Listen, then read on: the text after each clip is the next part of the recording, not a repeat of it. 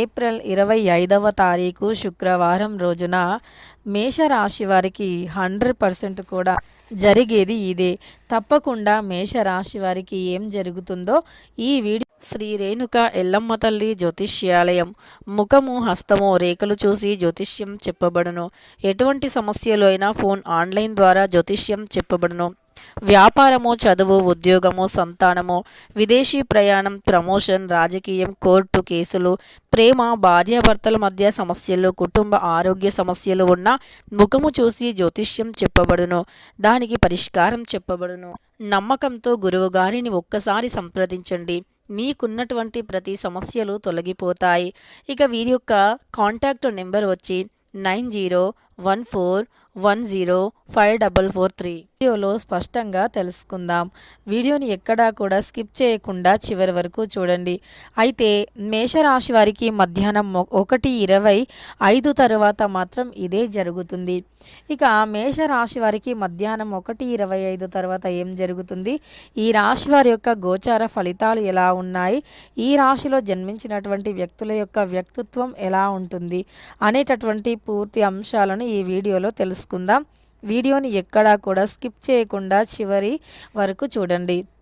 ఇక వీడియోలోకి వెళితే గనక మేషరాశి అనేది రాశి చక్రంలో మొట్టమొదటి రాశి. అశ్విని నక్షత్రం 1, 2, 3, 4 పాదాలు, భరణి నక్షత్రం 1, 2, 3, 4 పాదాలు, కృత్తికా నక్షత్రం 1వ పాదంలో జన్మించిన వ్యక్తులని మేషరాశి వారిగా పరిగణిస్తూ ఉంటారు.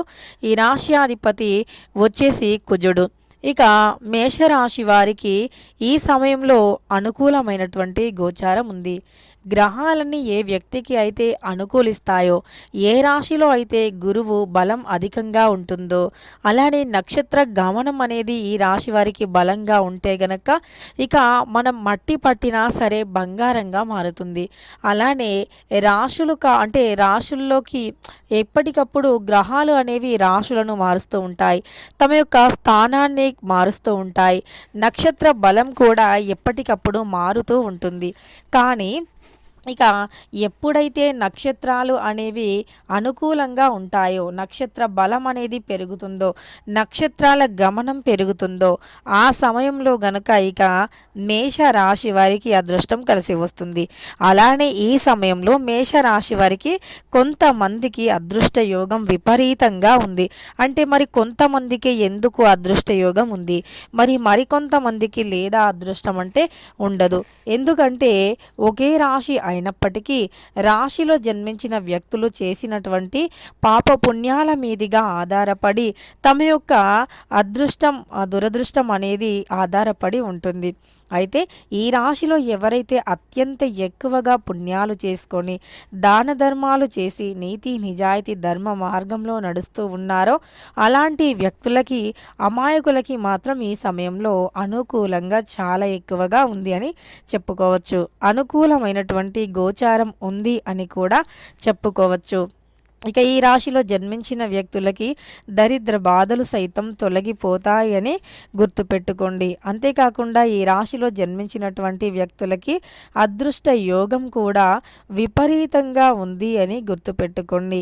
ఇక ఈ రాశిలో జన్మించిన వ్యక్తులకి ఈ సమయంలో ఉద్యోగ అవకాశాలు విపరీతంగా వచ్చే అవకాశం ఉంది అని తప్పకుండా గుర్తుపెట్టుకోండి మేషరాశి వారు.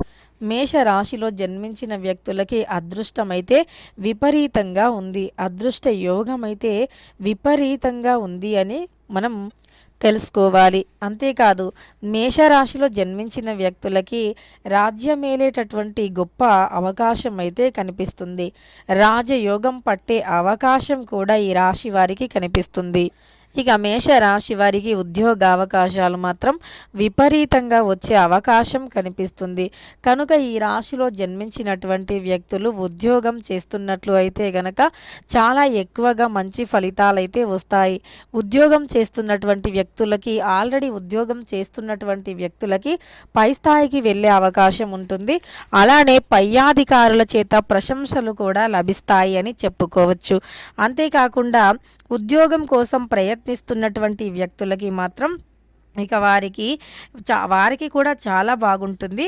ఆల్రెడీ ఉద్యోగం చేస్తున్నటువంటి వారికి ప్రమోషన్ వస్తుంది. ఉద్యోగం కోసం సెర్చ్ చేస్తున్నటువంటి వారికి ఉద్యోగం తప్పకుండా లభిస్తుంది. అంతేకాకుండా ఇదివరకు ఎన్నో కష్టాలు, ఎన్నో బాధలు, ఎన్నో అవమానాలను భరించినటువంటి వ్యక్తులకి కూడా ఈ సమయం అయితే చాలా అనుకూలంగా ఉంటుంది.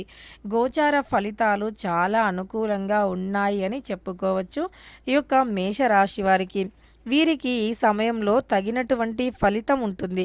అంటే ఇదివరకు ఎంతో శ్రమను పడే ఒక వినూత్నమైనటువంటి ఆలోచనతో ముందుకు సాగిపోయి వినూత్న ప్రయత్నాలను చేస్తున్నటువంటి మేషరాశి వారికి ఖచ్చితంగా ప్రయత్నాలు ఫలిస్తాయి.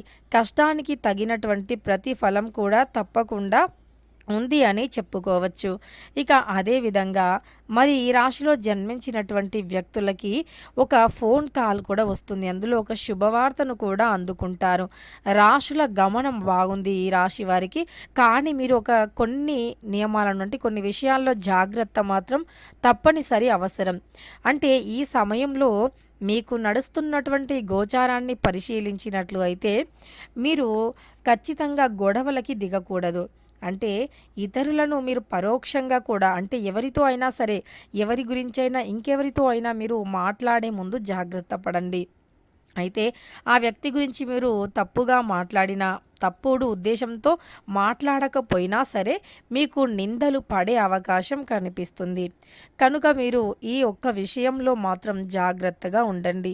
ఇలా ఈ విషయంలో మీరు జాగ్రత్తగా ఉండటం వల్ల అదృష్ట యోగం బాగుంటుంది. అదృష్టం అయితే ఖచ్చితంగా కలిసి వస్తుంది. గోచారం అయితే మీకు అనుకూలంగా ఉంటుంది అని చెప్పుకోవచ్చు. గోచార ఫలితాలు కూడా చాలా అద్భుతంగా అనుకూలంగా ఉంటాయని కూడా చెప్పుకోవచ్చు. ఇక ఈ రాశిలో జన్మించిన ప్రతి ఒక్కరు కూడా ధనవంతులుగా మారే అవకాశం అయితే ఉంటుంది. దరిద్ర బాధలు సైతం తొలగిపోయే అవకాశం కూడా ఉంటుంది అని చెప్పుకోవచ్చు. ఇక ఈ రాశిలో జన్మించిన వ్యక్తులకి ఈ సమయం చాలా బాగుంది. శుభవార్తలు ఎక్కువగా వింటారు. వినూత్నంగా చేసే ప్రయత్నాలు ఎక్కువగా కలిసి వస్తాయి. అంటే నలుగురితో నారాయణ అన్నట్లుగా కాకుండా మీకంటూ ఒక ప్రత్యేకమైనటువంటి గుర్తింపుని పొందాలనేటటువంటి తపన ఆలోచనలతో మీరు వినూత్నమైనటువంటి ప్రయత్నాలు చేస్తారు. నిజానికి ఈ రాశిలో జన్మించిన వ్యక్తులకి తెలివితేటలు అధికంగా ఉంటాయి. ఏదైనా ముందు జాగ్రత్తగా చూసుకుంటారంటే ముందు జాగ్రత్తగా ఉంటారు అని చెప్పుకోవచ్చు. ఇలా మీరు ఏదైనా సరే ముందు జాగ్రత్తగా ఉండటం వల్ల తెలివిగా ఉంటారు. తెలివితేటలు అధికంగా ఉంటాయి. కుటుంబ పరంగా కూడా చూసుకున్నా మీకు బాగా కలిసి వస్తుందని చెప్పుకోవచ్చు. ఆరోగ్యం కూడా చాలా బాగుంటుంది ఈ సమయంలో మేషరాశి వారికి. కానీ తగువులకి దిగవద్దు. అనవసరంగా ఏ మాటలు కూడా ఎవరిని కూడా అనకూడదు. అనవసరంగా ఎవరినైనా ఏమైనా అంటే పరోక్షంగా అన్నా సరే మీకు అది పెద్ద సమస్యగా మారుతుంది. అంటే పరోక్షం అంటే మీరు ఒకరి గురించి ఇంకొకరితో చెప్పడం. ఇలా పరోక్షంగా మాట్లాడినప్పటికీ మీకు సమస్యలు వస్తాయి. అలానే మీరు ఈ సమయంలో ఎక్కువగా అంటే కొంత మీ మనస్సులో గంభీరత్వం పెరుగుతుంది. ఎంతైనా మేష రాశి అనేది అగ్నితత్వమైనటువంటి రాశికి సంబంధించినటువంటిది కనుక కోపం అధికంగానే ఉంటుంది. వీరికి కోపం వల్ల వచ్చినటువంటి సమస్యలు కూడా అధికంగానే ఉంటాయని చెప్పుకోవచ్చు. అంతేకాకుండా ఇక ఇలాంటి సమయంలో మీకు ఉన్నటువంటి ప్రతి సమస్య కూడా తొలగిపోతుంది. దరిద్రం కూడా తొలగిపోతుంది. కానీ ఇష్టదైవ ఆరాధన మేలు చేస్తుంది. పరమేశ్వరుని పూజించండి. లక్ష్మీదేవిని ఆరాధించండి. మీకున్నటువంటి సమస్యలకి పరిష్కారం కూడా లభిస్తుంది. ఇక అలానే మధ్యాహ్నం 1:25 తర్వాత ఆస్తికి సంబంధించినటువంటి వివరాలను అందుకుంటారు. రావాల్సినటువంటి ఆస్తి కానీ డబ్బులు కానీ చేతికి అందుతాయి. ఖచ్చితంగా మొండి బాకీలు కావచ్చు, అలానే ముఖ్య సమాచారం కావచ్చు, ముఖ్యమైనటువంటి పత్రాలను కావచ్చు అందుకుంటారు. దూర ప్రయాణాలు కలిసి వస్తాయి. విదేశాలకు వెళ్ళి సెటిల్ అయ్యేటటువంటి వ్యక్తులు కూడా ఈ సమయంలో శుభవార్తను వింటారు. ఉద్యోగం వచ్చింది అనేటటువంటి శుభవార్తను వింటారు.